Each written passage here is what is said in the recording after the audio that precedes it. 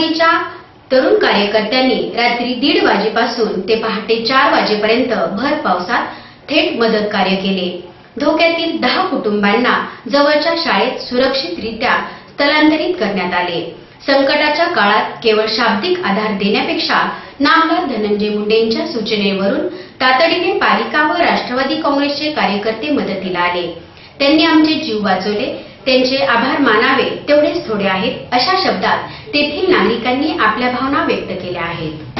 गेल्या 12 तासापासून मुसळधार पाऊस होत आहे। परळी शहरामधले जनजीवन एकूणच या पावसामुळे विस्कळीत झालं असून परळी शहराचा व परळी शहराच्या बाहेरील भाग असलेल्या वडसावित्री नदीला पूर आल्यामुळे घरांमध्ये लोकांच्या पाणी शिरलेलं आहे।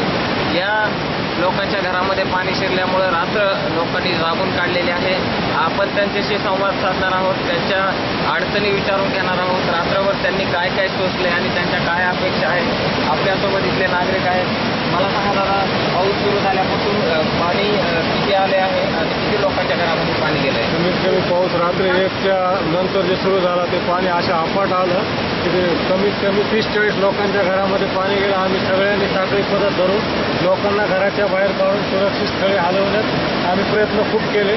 नंतर काही वेळाने समजा प्रशासकीय अधिकारी लोक, नगराध्यक्ष वगैरे आणि आमच्या संस्थेचे सगळं नागरिक हे एकत्र येऊन आम्ही खूप रात्रभर कडेकाटपणे कसरत करून लोकांना जीव धोक्यातून बाहेर काढून सुरक्षित स्थळी हलवण्यात आले।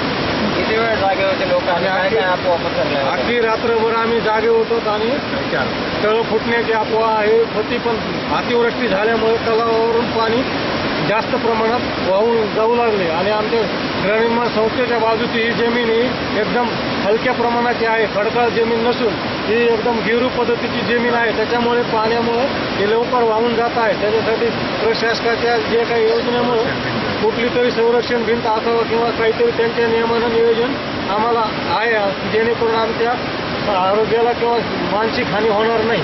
नगरपालिका किंवा स्थानिक प्रशासनाकडून तुम्हाला काय अपेक्षा आहे, म्हणजे तुम्हाला काय मदतीच्या उपाययोजना राबविल्या पाहिजेत? संरक्षण भिंत आहे नगरपालिकेकडून की स्थानिक प्रशासनाच्या वतीने आम्हाला इथे संरक्षण भिंत असणं अति आवश्यक आहे। आणि रस्त्याचा मोठा प्रश्न आहे आणि जे रस्त्यावर एक पूल आहे, इकडून या गृहनिर्माण संस्थेच्या पश्चिम आणि दक्षिण बाजूला 2 मोठी पाझर तलाव आहेत। त्याच्यामुळे एक छोटासा पूल आहे, त्या पुलामधून पाण्याचं प्रमाण वाहण्यासाठी ते अपुरं आहे। तर ते पुलाचे रुंदीकरण होऊन पुलाची उंची वाढावी अशी आमच्या सगळं नागरिकांचं म्हणणं आहे। रात्री 11 वाजता जास्त मुसळधार पाऊस झाल्यामुळे राईट साईड आणि लेफ्ट साईड 2 धरणं आहेत। 2 धरणापैकी एक धरण तर 3 दिवसाखाली चालू होतं सांगलीला जाण्यासाठी।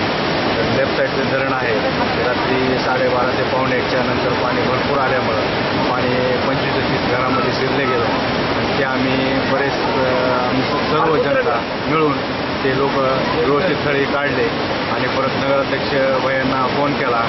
नगराध्यक्ष भैयांना कळवडकर तहसीलदार साहेबांना फोन केला आणि साठे साहेब ते पण आले आणि त्यांना पण आम्हाला संरक्षण दिलं आणि ते पण तलावावर आले। तलावावर टोटल माहिती घेतली आणि नागरिकांना त्यांना असं सांगितलं की आता येण्याची काही अडचण नाही आणि तुम्ही कधी पण कॉल करा, आम्ही त्या टायमाला येऊ शकता। आणि नंतर ते इथून गेले 3:30 वाजता सकाळी। आणि आमचं असं म्हणणं होतं भैयाला आणि तहसीलदार साहेबांना एक संरक्षण भिंत द्या जेणेकरून पाणी वस्तीमध्ये जाणार नाही। तेच पाणी पूर्ण मलिकपुरा, माणिकनगर, नाथनगर, परत ह्याच्यामध्ये मोंढ्यामध्ये हेच पाणी इथून जे आहे ते पाणी सर्व ठिकाणी जात आहे, जेणेकरून खाली पण काय अशी कुठली नुकसान होऊ नये। आणि एक आमच्यासाठी एक पुलाची एक मान्यता आम्ही त्यांना दिली आणि ते पण म्हणले साहेब की आम्ही कुठल्या तरी याच्यामध्ये स्कीममध्ये टाकून त्या पुलाचं काम आम्ही करून देऊ। आणि नंतर ते सकाळी 3:30 वाजता इथून गेले आणि माननीय धनंजय मुंडे साहेब यांचा पण कॉल आलेला होता रात्री 1:30 वाजता आणि त्यांना पण सांगितली ती परिस्थिती बघून त्यांना सांगितली त्यांनी। नंतर पंकजाताईच्या पण तिकडं कार्यकर्ते गेले आणि पंकजाताईला पण ही कहाणी टोटल सांगितलेली आहे, पण त्यांनी पण सांगितलं होईल तेवढं माझ्याशी प्रयत्न करून मी माझ्या प्रश्नाला निवेदन देते। राज्याचे विधान परिषदेचे विरोधी पक्षनेते नामदार धनंजयजी मुंडे हे उद्या रविवार दिनांक 2 ऑक्टोबर रोजी परळीच्या दौऱ्यावर येत असून ते रविवारी राष्ट्रवादी काँग्रेसच्या होणाऱ्या परळीकरांच्या जिव्हाळ्याच्या मागण्यांसाठी रास्ता रोको आंदोलनात सहभागी होणार आहेत. तसेच परळी शहरात प्रगतीपथावर सुरू असलेल्या विविध विकास कामांची पाहणी करणार आहेत. राष्ट्रपिता महात्मा गांधी यांच्या जयंतीच्या औचित्याने राष्ट्रवादी काँग्रेस परळीच्या वतीने शहरातील जिव्हाळ्याच्या मागण्यांसाठी सकाळी 10:10 नामदार धनंजय मुंडे यांच्या मार्गदर्शनाखाली भव्य रास्ता रोको आंदोलन करण्यात येणार असून या आंदोलनात स्वतः नामदार धनंजय मुंडे हे सहभागी होणार असून कार्यकर्त्यांनी मोठ्या संख्येने सहभागी व्हावे असे आवाहन शहराध्यक्ष चंदूलाल बियाणी यांनी केले आहे.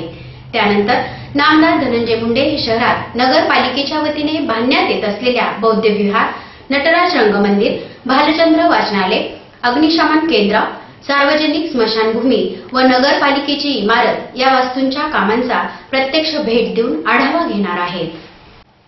आजपासून दुर्गोत्सवाला महाराष्ट्रात उत्साहात सुरुवात झाली आहे. परळी शहरातील हा उत्साह काही कमी नाही. पावसाच्या मुसळधार सरीसह या उत्सवाच्या आनंदाच्या सरींना उधाण आले आहे.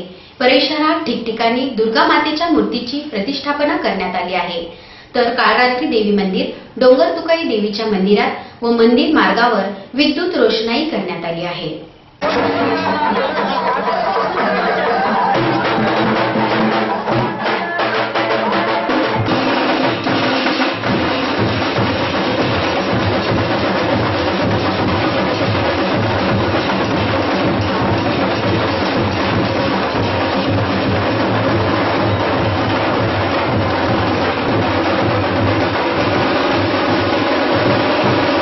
कमिलो गजकर्णकः लंबोदरस्य विट्टो विघ्ननाशो गणाधिपः धूम्रगीतो गणाध्यक्षो बालचंद्रो गजाननः द्वादशेतानि नामानि यत्पठे ज्ञायते विद्यारम्भे विवाहे च प्रवेशे निर्गमे तथा संग्रामे संकटेश्चैव विघ्नः शुक्लाम्बदेव विद्यावरं देवं लक्ष्मीपदे स्मरामि लाभस्तेषां जयस्तेषां सुदेस्तेषां परजयां तेषां विनम्यातो सर्वकार्यार्थसिद्धे अविद्युज्यते सुरत्रे सर्वविघ्नहरस्तस्मै सुरक्षते एवं मुनिष्ठिशिष्टायां शुभबुद्धितो यजमानस्य गोत्रोच्चारः पुनः श्रुति स्मृति